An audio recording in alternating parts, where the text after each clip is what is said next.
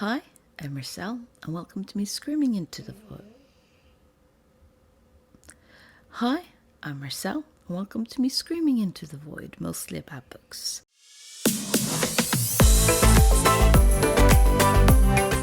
I have a project where I want to read one book from each country of the world, and for Cayman Island, I'm going to read The Confessions of Frannie Langton by Sara Collins.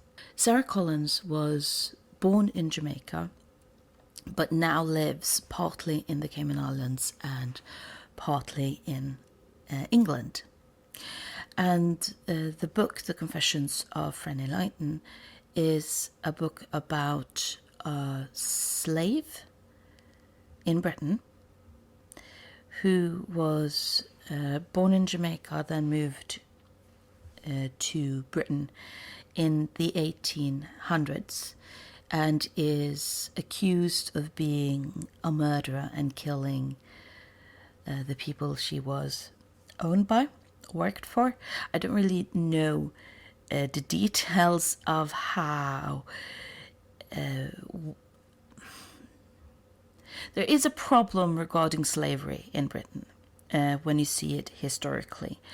And the problem is that it was banned quite early, but that was just for new slaves.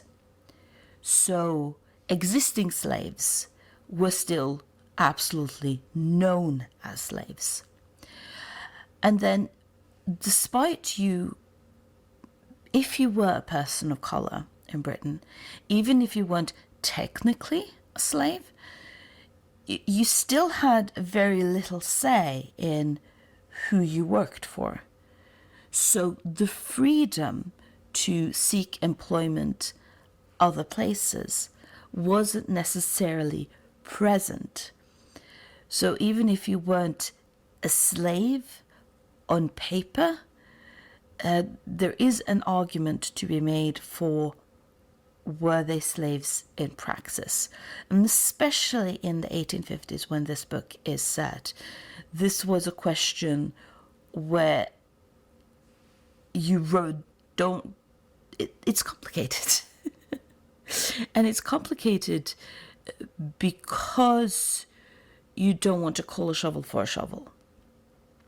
And because there is an uncomfortable aspect of talking about complex situation in a complex way, where you can sort of admit that, yes, there were people who were free, but that doesn't necessarily mean you didn't have a slavery problem. And when I've started reading about The Confessions of Frannie Langton, it doesn't necessarily explicitly say, yeah, it does. The testimonies against her are damning, slave, whore, seductress. So she's just a slave. And I'm not laughing at that. I'm laughing at my own sort of. I both try to read something about the books so I can talk about them here, yet I don't really want to read about the books before I read them.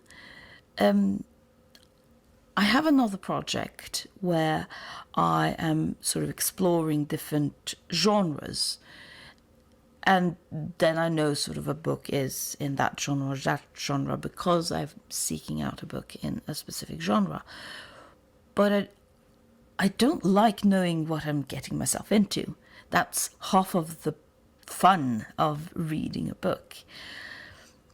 So there is sort of a balance where I try to read just enough to be able to present something, yet not so much to spoil the fun. I'm about at chapter 17 of the book, and I'm really enjoying it. One of the sort of overarching themes, at least I'm reading into it, is the theme of who gets to dictate my story. Now, Frannie Langton, as I've already mentioned, was a slave. This is a group of people who historically haven't been allowed to define their own stories, at least not in the populist narrative. Now, there are several books that have come out that try to subvert this and question it. Of course, one of the probably more known is 12 Years a Slave, which is a brilliant but brutal book. And of course, Sara Collins, while not having experience of being a slave herself, as far as I know, she is coloured. And of course, talking about someone who is coloured in a historical sense. And it made me think about a discussion that was very briefly mentioned around when the Blondie film came out, the one about Marilyn Monroe. And that also came out in when there was this TV series about Pamela Anderson and Tommy. And the reason why I wanted to talk about that is that both Pamela Anderson and Marilyn Monroe are characters that there have been a lot of talk around in regard to how much is the sexuality that they use in their work or used in their work, how much of that is their own agency and how much of that is a product of what kind of room they were given.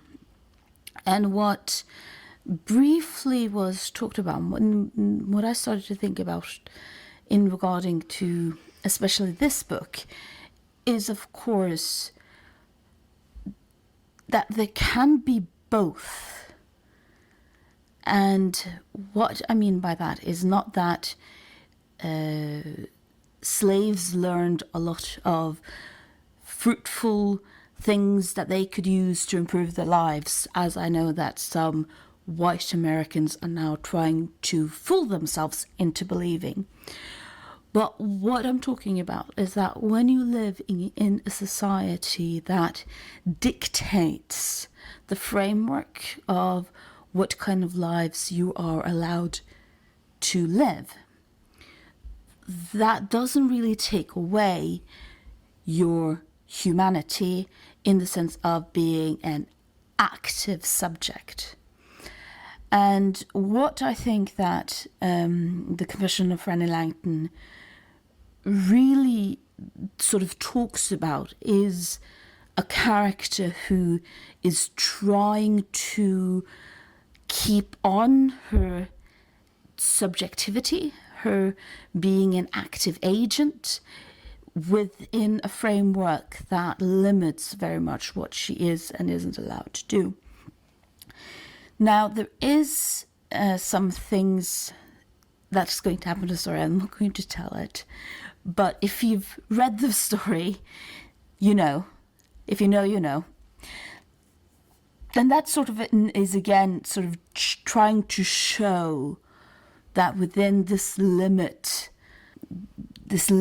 put on you by society, how can active agents still be active agents? Or to put in other words, how are you trying to keep your humanity and identity as someone who has been taken away? It's about trying to keep your active agency, your subjectivity in a society that tells you you don't really have that. And that's what I mean with it.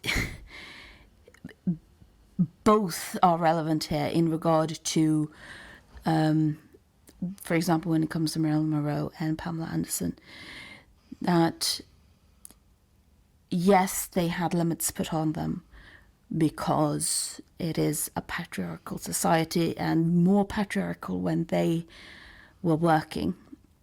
But that doesn't necessarily mean that the sexuality that they played up was only or simply a reaction based on them being told this is what you have to do. And that things very often are much more complex. And a lot of the complexity with Frannie Langton is regarding the thing, if you know, you know. And I just want to sort of close this part before I go now and read the rest of it, because I need to read the rest of it. It's a wonderful, interesting book, with a quote said by Frannie Langton, because this is sort of her confession. A man writes to separate himself from the common history. A woman writes to try to join it. Which is, again, the active agent meeting a society who is trying to define her into something the active agent doesn't really recognize herself as.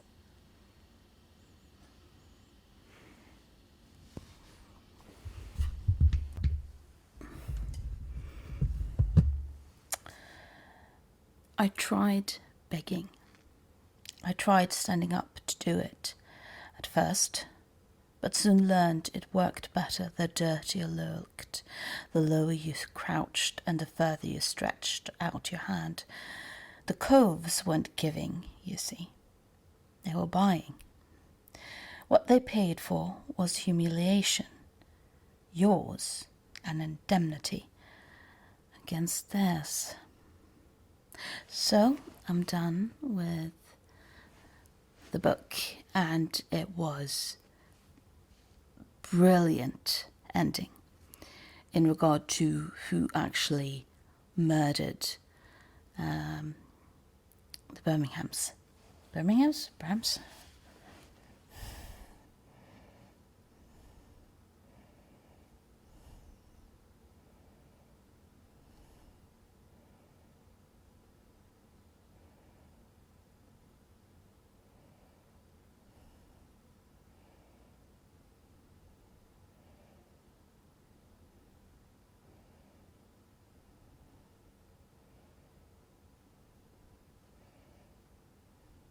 Benham. I really enjoyed the ending in regard to who actually killed Mr. and Mrs. Benham, and the sort of the story and layout around it. One of them was it was okay. You could sort of see it coming, but the other one was wonderful in a sense, especially if you go back to the whole theme and red thread of agency and being a subject in a society that wants to object you. Especially if you see it against the theme of agency and being a subject in a society that wants to objectify you. The writing is very good and enjoyable, and she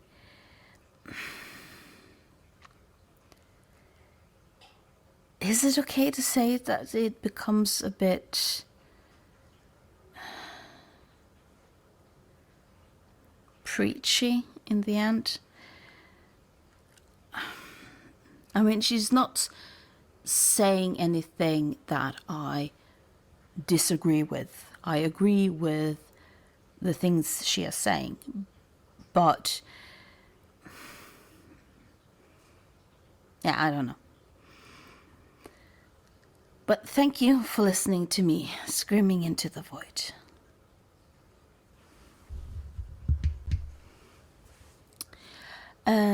let me know what if you've read the book, what you thought about it. I actually noticed that there is a miniseries based on this book.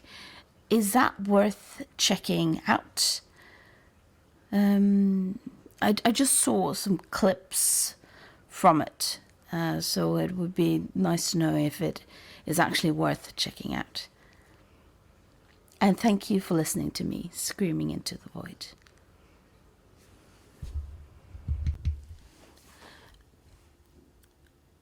I wrapped up the video vlog of the Confessions of Frannie Langton yesterday, but I was still thinking about it, and there are sort of 2 points I want to make. The one is spoiler free, and I do try to have these reviews being generally spoiler free, because personally I enjoy reading a book that I don't really know that much about.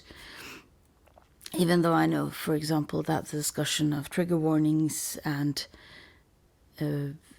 stuff like that isn't a discussion I prefer not knowing. The second one is some thoughts I have about the ending, and that would of course spoil the ending, so I'll let you know when that point comes. And if you want to read the book spoiler free, then you know that that's the place to stop. The first one that I was thinking about in regarding this book. Now, this book does have different themes in regarding to different groups, and the whole writing yourself to become a part of history. And it made me think about a song line from The Greatest Showman that has always annoyed me.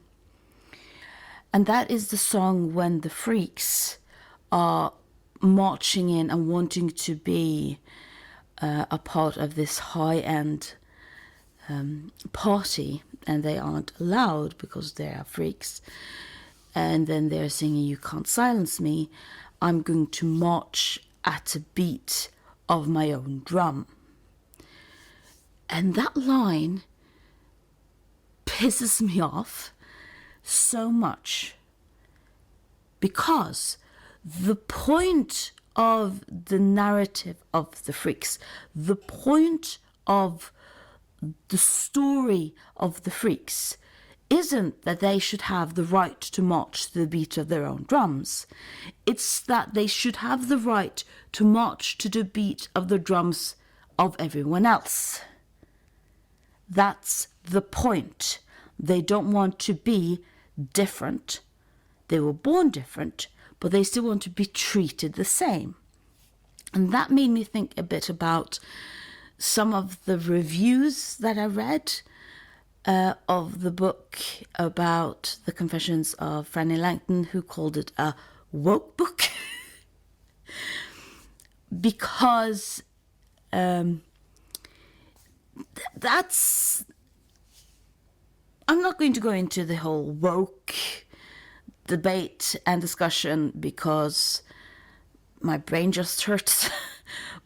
But that is absolutely not understanding what Frannie Langton is arguing for the entire book.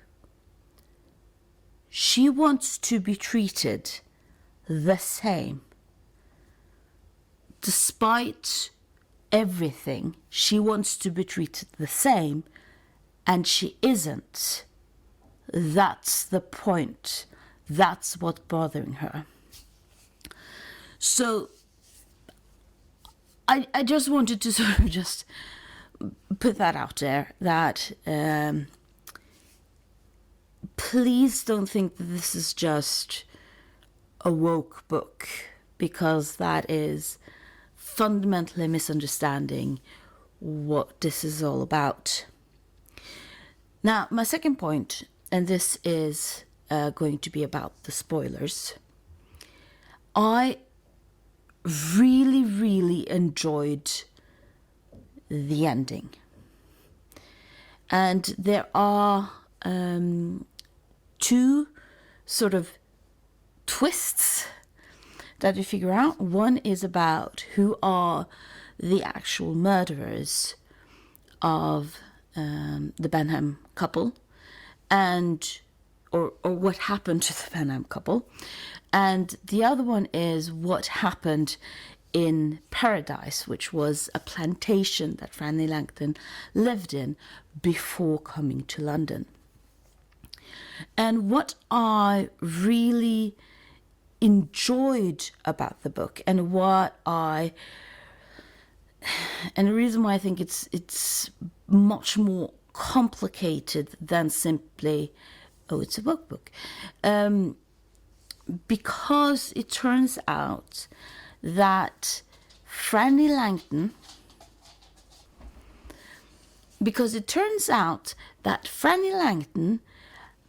did some bad stuff.